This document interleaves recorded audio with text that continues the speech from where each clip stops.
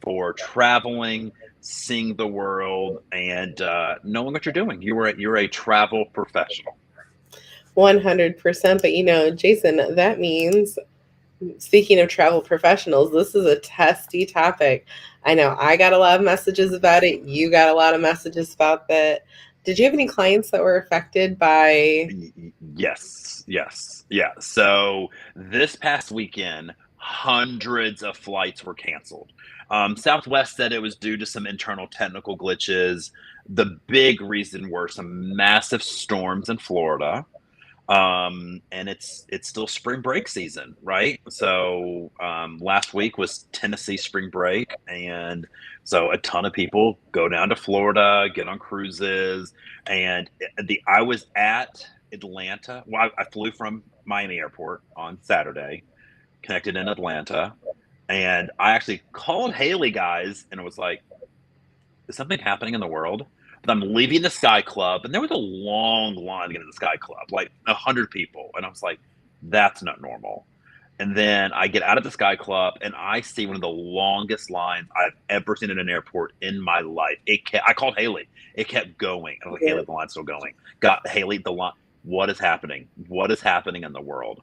And she's checking, and it was just every airport in Florida, for the most part. It was like Tampa, Orlando, Fort Lauderdale, Miami, West Palm Beach. They all had ground delays. They were not letting any flights in or out. I thankfully made it out in time of out of Miami. And so it was just a disaster. And some people were like, oh, just go get a rental car and drive to Florida or drive home. There were no rental cars anywhere. No rental cars, right? Well, we've talked about on the show the shortage of rental cars, and it was just a disaster. Now, a few thoughts on this, right? One, these things happen, they're out of control, right? I missed a cruise out of Greece because of weather, right? Like it happens sometimes, right? So, a couple things I think to make such events less stressful. One, get travel insurance, right? And Get don't travel rely on insurance. just the one on your credit card. Don't rely on the one on your credit card, right? Look, I am the biggest American Express fan in the world. Haley is the second biggest American Express fan in the world. We both always buy Allianz travel insurance, right? I get no discounts. Like I pay what you guys pay. Like I always get it. Second thing, I think this is where airline loyalty matters. Because when you call an airline, they prioritize you based on status, right? Yes. So when you need to talk to Southwest or JetBlue or American or Delta, where are you in that queue? Right? Now, look, if you only fly once or twice a year, it is what it is, right?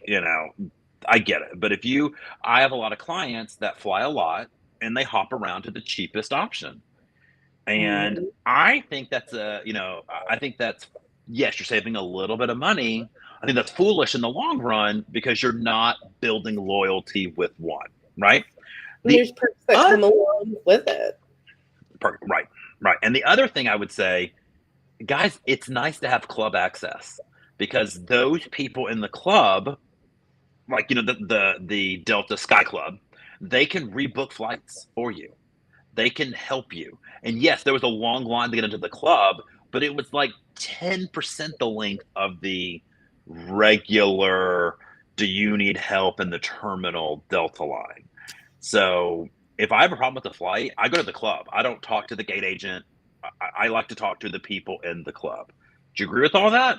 Anything else I left I out? agree with all of it, and I want to add to this topic. So Okay. I had a friend that is at Disney World right now this week with her kids. Mm, terrible. Kind of tying into Just kidding. this, another, I know your favorite. I'm kidding. I'm totally joking. It was a But joke, guys. Save the another hate mail. reason I also like to fly with a main metal legacy carrier is options. Yeah. Right. So she was on JetBlue with her family, and This was a family of 8 at the end of the day. Like her parents came, her sister and her boyfriend came, her 2 kids, her husband. So good amount of people. And I told him, like, you should really get travel insurance. Don't rely on anything on your cards or whatnot. Only 5 of the 8 ended up purchasing, like the family of 4 and one other person, because they thought it was foolish to spend $150. JetBlue canceled their flight, and their only option was to fly them out of this airport. It's a smaller airport, Syracuse, 3 days later. 3 days later. And I was like, all right. We looked through other options, like in Rochester, Albany, about an hour or so the other direction. Nothing. We were able to help them find flights out of Cleveland. Okay. They had multiple direct options that were still getting out to Florida. It was very odd. Like none of the, 4 upstate airports in New York could do it. But I'm like, if you want to get in a rental car, there's some available in Syracuse. Right. Drive 6 hours to Cleveland and get out. Sometimes you got to think bigger picture. If you're trying to get somewhere, how badly do you want to get there today? Because the bonus was if they took the evening flight, there was still a couple like 6 and 8 a.m. flights in the morning that had plenty of availability. I mean, it was Frontier, but they got there. Yeah. Right. No, I agree. So Would you do think that? bigger. Would you think bigger like that? Yeah, look, when I missed my cruise to Greece and that KLM flight was delayed, so I was going to miss my layover in Europe, I started looking at, is there any other option? Like I'll fly coach on American across the pond, like what's United doing? Like I was looking at any option to just get me there. Unfortunately, it was too late in the evening and there were no options. So yeah, I would do it. I mean, I wouldn't love it. And that's the bonus of the travel insurance too, is that they were able to get this $500 flight back, the hotel they stayed at, the rental car, where like her sister and her boyfriend that didn't purchase it, that was $1,000 just gone. Yep, it's gone out of their pocket. Yeah, no, I always get it. So, well guys, so we talked about, by the way. I know. So we talked about how important a club is.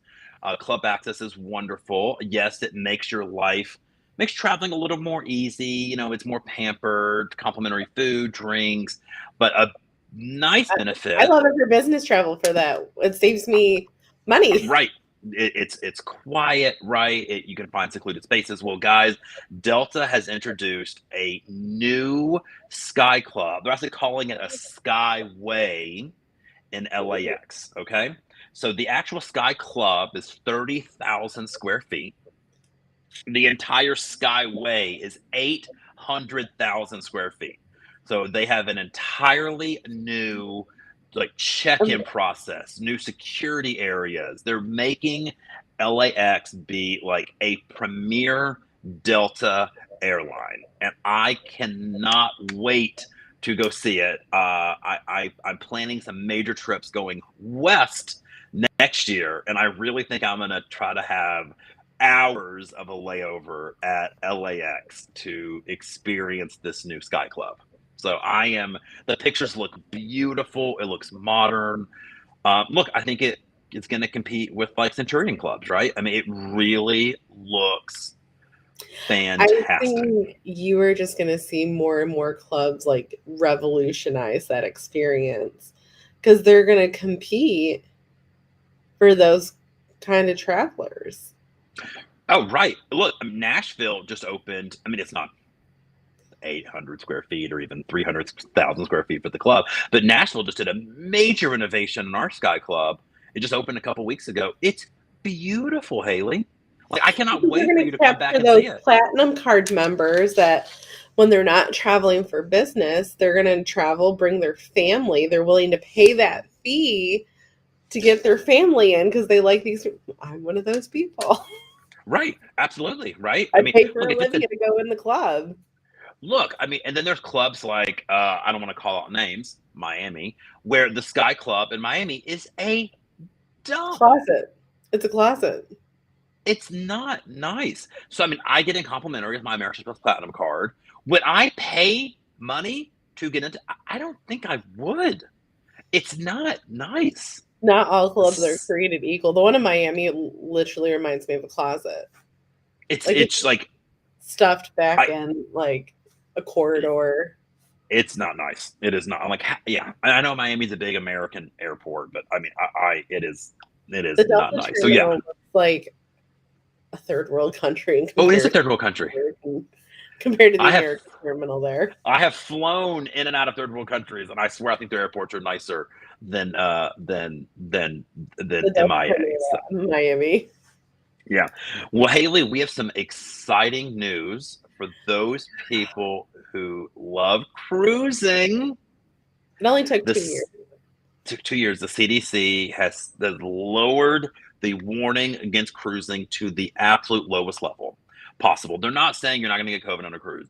They're saying the risk appears very small. The safety measures are working with vaccines, testing requirements. The number of people getting COVID on cruise ships are just down tremendously. So this is great, great, great news. And look, a lot of cruise lines have decided to not extend their COVID booking policies. So, like Royal and Celebrity did not extend their Cruise with Confidence booking procedures. Carnival did, Princess did. So, yeah, I mean, I think things are slowly Yeah, people getting are going back back to to normal. self-service buffets. Yeah, when I was on the Joy this past week, there was self-service buffet. I just I mm. I didn't think we would see that. I did not think we would see that. But I got yeah, I mean, some it's an exciting time. A lot of cruise lines say they hope by the fall the ships will be running at full capacity. Wow. Yeah. So NCL Joy, give us a synopsis here. Yeah. So, guys, so last week, I'm sure you saw on my social media, I was invited to do a seminar at sea on the Norwegian Joy. So basically, Norwegian just invited me on the ship. And I do attend some classes, some meetings, some dinners, some one-on-one FaceTime with some people in Norwegian to learn all about the Norwegian brand. And it was a great experience. I never was super interested in Norwegian because look, I grew up, did Royal Caribbean, when I was younger, and I was just kind of had this assumption they were kind of cookie cutters, and it just never really interested me as a brand. Yeah, like same stuff with Um, I totally felt that way. I was like, it just doesn't interest me, right? I mean, I don't know. I was like, I don't like artwork on the whole. I just didn't really interest me. Well, I was wrong. It was it. I mean, yes, it's similar to other family You guys heard it brands. here first on First Contact Day. Jason was wrong. Was wrong. Um, yes, it's similar to like a Royal Caribbean and a Carnival in that it's mass market, family centered, lots of activities for children, water slides, race car tracks, laser tags. It's definitely still geared toward the family cruisers, but I really did enjoy Norwegian. The I would say the ships aren't as grand. It's not like walking on Oasis class and just being like blown Oh, away, that's right? But the ship does have a certain level of elevation that is lacking in the other family brands like Carnival and Royal Caribbean. So it just seems a little bit more premium. The Haven, oh my God, Haley, the Haven, uh, it was beautiful. Uh, if you are traveling with children and you want a sweet experience on a family cruise line, there is nowhere else that's better in that market than the Haven on Norwegian. I was blown away by the Haven. Blown away. Every room in the Haven gets a butler. You get like a private sun deck, a private pool, a private restaurant, a concierge, multiple lounges. I mean, it's just It's like a little boutique ship in this massive ship. So Norwegian's going to do some fun things. Their new class of ship, the Prima and the Via, have already been announced. They're going to be pretty much the same size as the Breakaway class, but with 1,500 fewer guests. That is amazing. Like that crew to guest ratio. Yeah. They said on the Prima and the Via, they're going for 2-to-1, the ratio, crew to That's guest. great. Yeah. So they said, other cruise lines are building them bigger, packing them in full, more full. And I'm like, oh, shots across the bow. And they said, we just, we could pack in more people, but that's just not what we want. And so no one wants to cruise with 6,000 people. And, I get their competitors. I don't feel like Oasis class feels that full. It doesn't. Like, it's very odd. Like, I've been on a full Oasis class ship, and I mean, many times, yeah. It's not bad. It's I really thought it not weird that I bad. kept running into very similar people. I'm like, I'm on a ship with like 6,000 people, and I keep seeing the same people. Right, right. So, yeah, so Norwegian really was fantastic.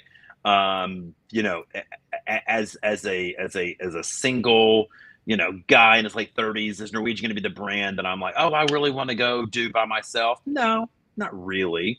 I still think that's more celebrity, more virgin for me. But look, Haley, you and I on a group cruise, a bunch of friends. I think we would have a blast on Norwegian. I really, 100%. I really do. think we're kind of looking at some options. Yeah. So Stay I think one tuned. of the new class of ships, go to so we went to Harvest Cay, their private destination in Belize. It's not like a true private island. Like the drink package doesn't work to pay for food. It's more of a private destination they like lease. Where their Bahamas one, Great Stirrup Cay, that is fully owned by them, and the drink package works there, food's included. So that's a true extension of the ship. So I really want to go see the one in the Bahamas, the Great Stirrup Cay. And it's still a tendering island right now. They're hoping to have the dock built, I think they said by 2025. So I don't know why it's taking so long, but We're all used to tendering in that area of the world, though. right. I have tendered to Coco Cay many times. Thank goodness there's now a dock at Coco Cay. 100%. All right. Question time. Would you ever do theme travel, like a theme cruise? So this is kind of germane because today is first contact day, and it's Star Right. Trek Is world. it thumb in It's or like thumb out? thumbs out, thumbs out. It's like angle. So today's kind of a big day in Star Trek world, right? So there's always like these Star Trek cruises, and I know people here in Nashville that go on them. And people always ask me, would you do a Star Trek cruise? Like, why don't you do these? You love Star Trek, you love cruising. Why don't you do it? Haley, I have no desire to do it. None. Why? I just don't think I want my entire vacation centered around one thing. Okay? Okay. Uh, I just don't have a huge desire to um, see, William Shatner by the pool and be like, oh my God, Captain Kirk. Like, I don't know. It's not my thing, right? Like, I don't really get starstruck. Um, so You say that, but if you saw Ben Platt walking down this gulch, well, I mean, he's my husband, so I mean, of course, I'd be happy to see him. I mean, of course, I would. So yeah, so I think the answer is no. Like, I don't do any of the all gay cruises. The Star Trek cruise doesn't really interest me. Like, I've seen like Golden Girls cruises, and I'm just like, I just don't think I would do. Okay, what about you? Would you do it? so depending on what it is, I would. I'm in essence kind of doing that in September. I'm taking Olivia on one of the Halloween weekend Disney sailings. So Okay. I think that's kind of in that realm. Yep. of theming. Part of that is, I think what Disney does for Halloween time is just so fun. I have a child. Um, and it gets her, so Olivia's a big Nightmare Before Christmas fan. And it gets her a more intimate experience with Jack and Sally on Halloween and this. Okay. Okay. Um, I think if it was a short trip, like kind of like a short 3-4 nighter, I could buy into it, but it would really depend on what it is. Yeah, okay, that's fair. I could be talked into like a little. I mean, I say What if that. it was like a I Mamma Mia themed celebrity Greek Isles cruise, Jason? Yeah, yeah, okay, yeah. Or even like Disney with those Marvel Day at Seas, like the. I mean, I Let me tell you, if it was a Marvel Day at Sea, especially with that new Marvel training dining room that I had showed you, and you were like, "Oh, I could see Jason pushing down all the children, being like, move!" I having mean, a moment. yeah. So okay, Marvel Day so Sea. maybe the answer is yes, but something kind of shorter, right? I just Yeah, I don't yes. want a week of like, it's like, okay, Where's Mamma Mia again? Again? Uh, again? yeah, So here we go yes. again. Here we go again and again and again. So yeah, so I don't think it's for me, but look, people like it, and there are di- people always say to me, "Well, what's wrong with X cruise line or staying in X type of room or X airline?" I'm like, "Look, we all have Preferences. different preferences, right? Right? So." Some people love the X cruise line and I don't. Some people hate what I like, and it's okay to be different. It's okay. Sure is. So another little hack for you guys that Mm, I've done before, but I was surprised at how easy it was to do in Marriott Bonvoy's login. So I'm going to Hawaii a week from tomorrow with my family. And I am staying the first 5 nights on points because with Bonvoy, you get the fifth night free when you stay on points. And it was 140,000 points total for the 5 nights. I was just kind of screwing around seeing if any other like employee rates opened up because I, have employee rates for right. Marriott. And I clicked on the points thing, maybe seeing if there was another points deal at another property. I'm always looking for the best thing, always. And the points rate dropped by 6,000 points Oh, on my trip. So I went in, modified my reservation. They pulled up the rooms and showed the new points rates. And they're like, we'll credit your account 6,000 points. amazing. And it was done. I've done it with Hilton before where I've seen a points rate drop. I just canceled the reservation, rebooked the new points rate. So don't think if just because it's reward travel, those points are valuable. Yeah, Save them absolutely. as possible. Absolutely. That is a good hack. So there was a big question because of our first topic, and this is totally Jason Poole expertise here. Trip cancellation or trip interruption, are they both the same? They are not the same, okay? So, trip cancellation is for when you file a claim with your insurance company because you cannot go on the trip. You are sick. Your family member is sick. There's a death in the family. You've been called to jury duty. Just any reason you just cannot go on the trip because of you. Okay, something happened to your life and your circumstances where you cannot go. Trip interruption are things that happen once the trip has started, right? You've walked out the door, and for whatever reason, you cannot make it to your destination or you cannot make it home from your destination. That is called trip interruption. So think about when we were on the Brilliance of the Seas out of Tampa and Foggate, and we couldn't dock for 12 hours later. We all missed our flights and we had to rebook, do hotels. That is trip interruption. You're at the Nashville airport trying to get to Orlando for spring break. There's a storm, your flight's delayed or canceled. That is a trip interruption. Trip cancellation typically will give you the full value of the trip. Trip interruption typically has like a per day maximum because they are under the assumption the carriers, suppliers, airlines, hotels, cruise lines will work with you to try to get you there later. If the whole trip In a has to get canceled reasonable amount of time as well. Like in a reason, right? But if the whole trip days is later is not canceled, reasonable. right? If the whole trip is canceled because of interruption, then we can file a claim for for like the whole trip cost. But they are different things. That is a great answer. I think we got just dropping something. Is there insurance that covers both? Almost every policy covers both. Mm-hmm. So the also with the cruise planners, we have a partnership with Allianz and the worldwide protection package that I I might have sell. a screenshot of this that I can actually flash up that you can reference here, Jason. Oh, I have it. So trip cancellation is up to 100% of the trip cost.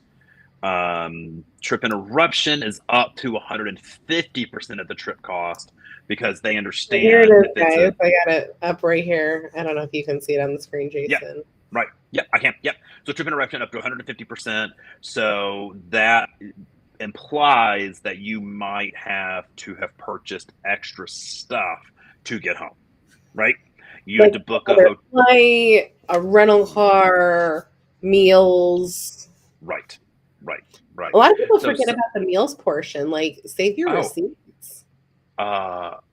Uber receipts, taxi receipts, right? So when we were delayed from the Brilliance, my claim included an Uber from the terminal to the hotel, from the hotel to the airport, the meals at the hotel, and the new flight. Got it all back. Got it. I took screenshots of the whole way. And guys, it's so important when you're doing this.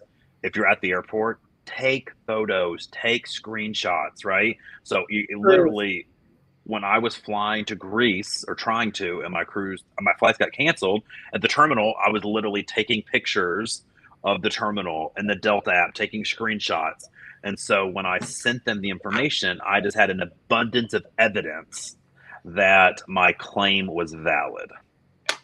Yeah, and another thing to keep in mind too here when you're looking at this, there's other things that are covered in this, like there's the missed connection, there's the baggage delay, there's theft, like there's other pieces to this as well. Absolutely. So yeah, so great question by Emmy. I know it's complicated, but it's a great question. It is. Now, guys, remember, we're doing an Alaska group sailing this August. There are So only a exciting. few left. I'm so excited. So if you want to join us, walk around Pike Place with us pre or post cruise, like go see some glaciers, do all the things, see the last frontier, reach out to Jason. He has a couple rooms left. We would love to have you join us. It's a beautiful time of year to head up there. And then, And of the course, solstice is great. it is. It's such a beautiful. I love it. And of course, Lovely. if this is your first time watching this news broadcast, we are here every week, same time, 11 a.m. Eastern Standard Time on Tuesdays. This is our travel group. Please join it. Everybody asks questions, post their travel favorites. There's lots of good information in there, and we'd love to have you. Anything you'd like to say, Jason, before we close out? No, have a great day. And Haley, happy first contact day. Thank you so much. All right.